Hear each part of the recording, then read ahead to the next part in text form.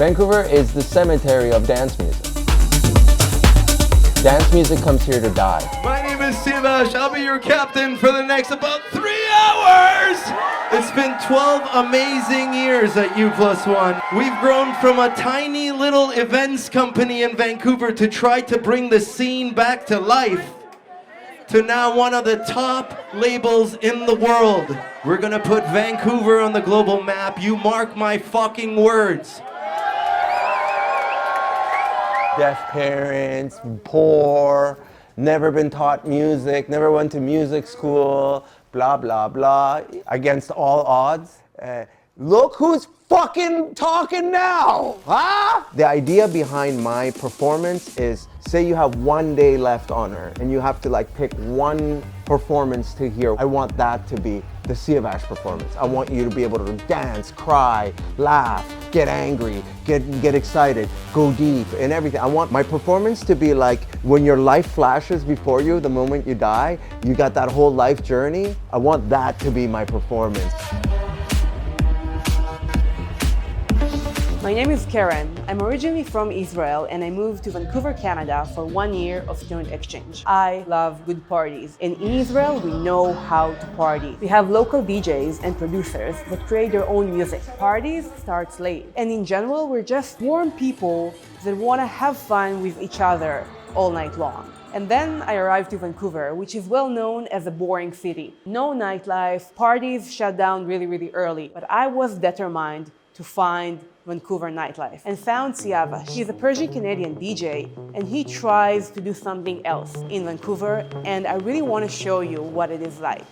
Siavash is my real name. My last name is Ashrafinia, but I don't want to make anybody have to say that. That's a little bit extreme. The Iranian way to say it is Siavash Ashrafinia June, you know? I am a house and techno music DJ producer and entrepreneur. This is my 30th year as a DJ. I started DJing in 1993. So this is the headquarters for U+1. It named itself The House. And in the headquarters, we run the record label, we run the company, we do the apparel, we have the recording studio here. U+1 started as an events company. We threw parties, done underground dance parties, and eventually spawned into a record label releasing underground dance music. Now it's like become like a Canadian dance music brand. I really want to represent Canada in dance music. When I first came in here, none of this was here, nothing. The concept just kind of came together on its own. I never really sat down and planned. So there's AK-47s, weapons of war, which is like the opposite. It's like a contrast of what we do in electronic music, which is peace, love, and unity. Renaissance stuff that meets astronaut stuff. I got this glass jar, and then I was like, what better thing to put in a glass jar than a giant golden dick? We have the plus sign, but it's a kind of like a weird little plus. Plus is positive, right? So how do we like align all these guys and make it all look like one theme? Yeah, they all have pluses because they're all like lost in the positivity of house and techno music. Siavash invited me to U+1 private event.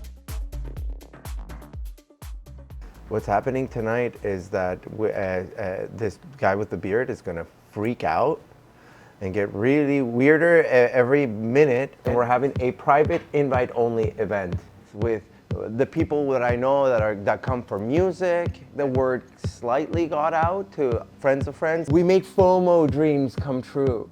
This is not the right city for this, for me to grow as an artist. We're so constrained, we're so limited. Like a retirement city with people and noise complaints and all this shit. And it's like, we have a nightclub and it's got to shut down at 2 a.m.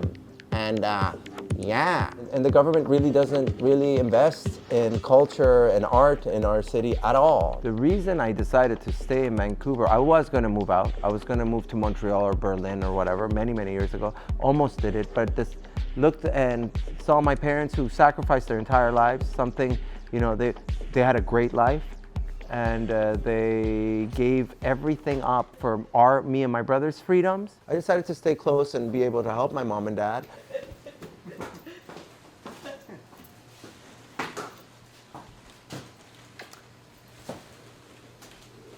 I was born to 2 deaf parents in Tehran, Iran. right after the revolution happened, 1980, exactly when the Shah was exiled and Khomeini came in. Siamak and Zara. Zara is the littlest mom.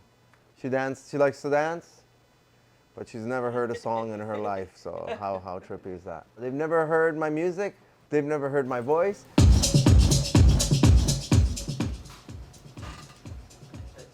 Both born deaf, and they met in little deaf school when they were children, and yeah, they're like inseparable. The definition of soulmates. This is how they fight. They're fighting right now.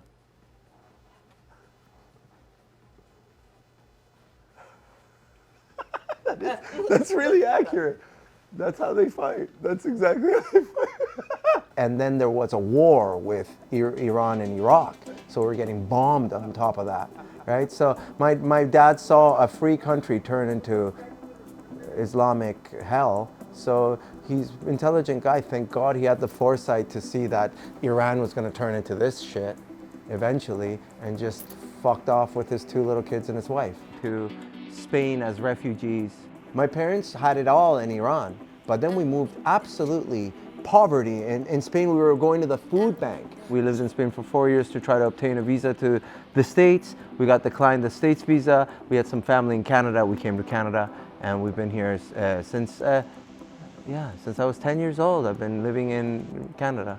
Moving from country to country was weird. It was extra hard on me because I didn't get to be just a kid going to the park playing with my friends, and it was more like, you know, going to the embassy, or if my mom got sick, I had to sit in the hospital next to her to interpret, because I was the one that was able to hear the language. I was the one responsible for learning the language first before my parents, because it's harder for them to learn a whole new language without ever being able to hear it. The Baba Bless is that this guy packs a lot of weird magical energy to him. He comes in and brings us good luck. Baba blessing all the staff. And what I do is when he touches my head, I feel this like really nice energy.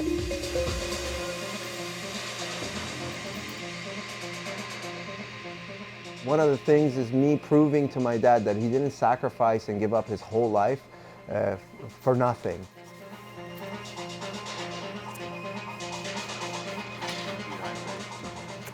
So it's the second most popular night of the year? Of the years thus far, yeah. Wow.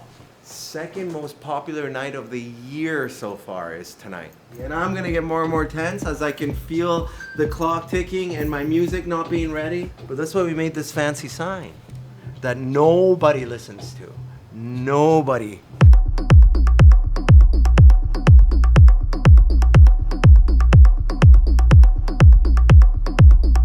I need one guy inside mainly checking for nobody's taking pictures. Nobody's, I would say, not on any of the tables. Why do you put the stamps on the phones? Because we don't allow pictures. We don't wanna, we're gonna keep the place as private as we can. And it lets people enjoy the moment, to be honest.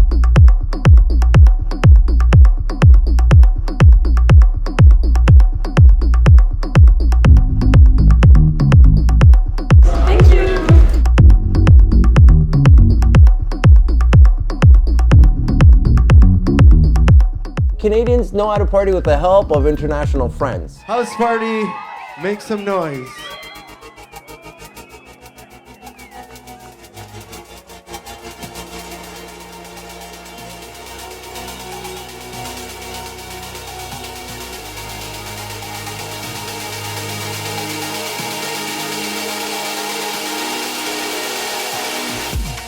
I would say music did definitely save my life. I had to grow up so fast. I had issues with authority and authoritative figures like police and teachers. I was a violent kid. You know, I was involved with like gangs and bad boys and fights and guns. A lot of my friends have been murdered, and I went from being a violent guy to now preaching nonviolence. Like house music is all about unity. It really is. So how you started to make music? I was a little 13-year-old boy in North Vancouver, I was like obsessed with hip hop music. Then I started playing hall parties and hip hop parties, so I started getting more and more into like hip hop, and I was teaching myself how to produce music. While loving hip hop, I was always into dance music. Then I started going to raves and like ecstasy and all that good stuff, and one day I just kind of like, I was sick of like playing hip hop gigs where like people were throwing like chairs, and then I was much more into dance gigs where people were throwing bras, which is a lot nicer than a chair and it hurts a lot less. Thank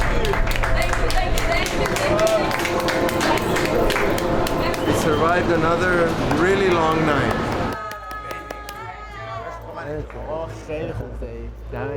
Cheers, guys. Cheers. Thank you. Thank you. I love you, bro. I love you here, bro. As Israeli, being here in the crowd with so many people from Iran, when Yeah, Israel, I saw that special. when Iran and Israel, like we are a big deal between the countries. Iran and Israel don't get along politically. I found that in my culture of dance, Iran and Israel, we party together, no problem. Iranian kids taught in school to scream death to Israel and death to America. Yes, we're definitely taught that in school. Sidewalk, you know how they have the white lines for the sidewalk pedestrians? We have the flag of America, the flag of Canada, the flag of Israel, and we're taught to walk over them as crosswalks. And that's called propaganda at its finest. You condition your people to walk over a flag from youth.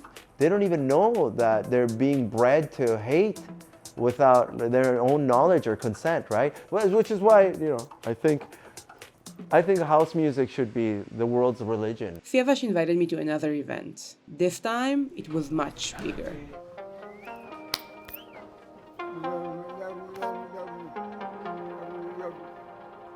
Today's a special day. I'm wearing a special shirt. It's my retirement. This is like how I'm going to manifest my retirement. All jokes aside, my dad's here doing B-roll, and we are about to celebrate. Everyone, we're beautiful. We're about to celebrate U+1's 12 years on this planet. It's a happy dozen years of misery and up climb, because when you're coming from the underground, you have to climb up all the time. Let's go.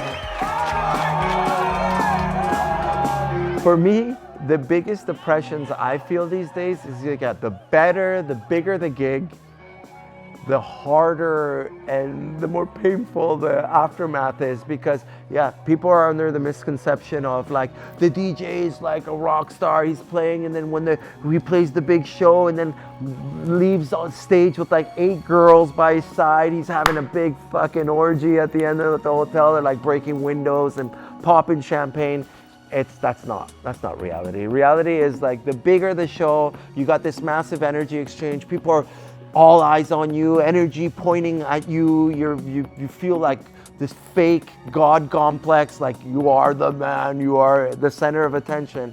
And then immediately after, within minutes, you're escorted to your hotel. You're sitting there like wet on the side of your bed. And you got your robe on, and you have ringing in your ears, and you're looking at your phone, looking for any kind of attention. All your friends are asleep. No one wants to talk to you. No one cares about you. It's almost like the better of an artist you are, the more alone you're gonna be after.